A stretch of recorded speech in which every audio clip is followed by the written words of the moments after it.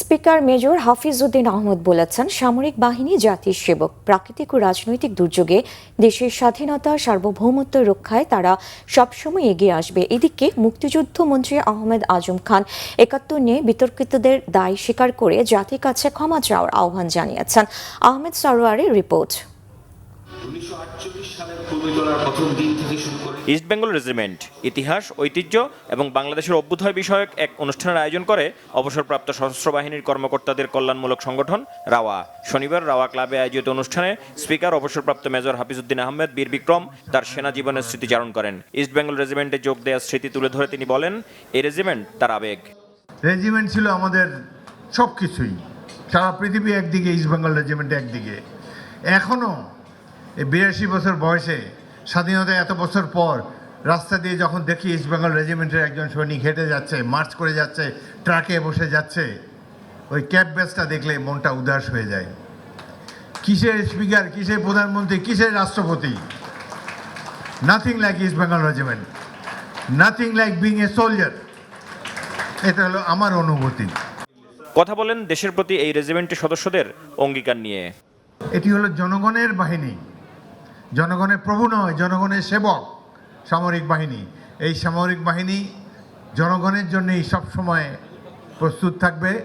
যেমন প্রাকৃতিক দুর্যোগে, তেমনিভাবে রাজনৈতিক দুর্যোগে যে কোনো সময় বাংলাদেশের স্বাধীনতা সার্বভৌমত্ব অক্ষুণ্ণ রাখার জন্যে সামরিক বাহিনী সবসময় এগিয়ে আসবে এবং ঐতিহাসিক ভূমিকা রাখবে। এটাই সবসময় আমরা কামনা করি।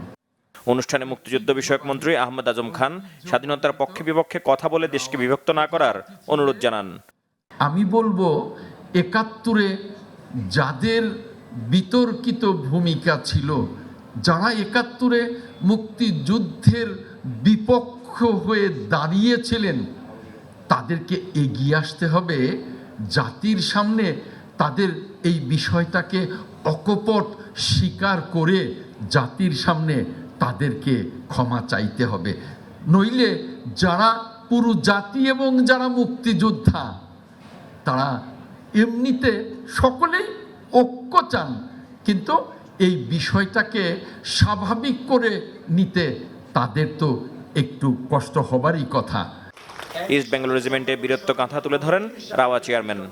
দেশ স্বাধীন হওয়ার পরে সেই সাম্য, সামাজিক ন্যায় বিচার, মানবিক মূল্যবোধ কোথায় লুপ্ত হয়ে গেল? অস্ত্র ঘরে ঘরে ঝনঝনানি, মারামারি, কাটাকাটি। এই সেনাবাহিনীর ইস্ট বেঙ্গল রেজিমেন্টকে নিয়োগ দেওয়া হলো, সারা বাংলাদেশে তাদেরকে অস্ত্র উদ্ধার অভিযানে পাঠানো হলো, এই ইস্ট বেঙ্গল রেজিমেন্ট নেতৃত্ব দিল। এখানেই শুধু নয়, পার্বত্য চট্টগ্রাম রক্ষার জন্য এখনো পর্যন্ত ইস্ট বেঙ্গল রেজিমেন্ট তাদের জীবন দিচ্ছে।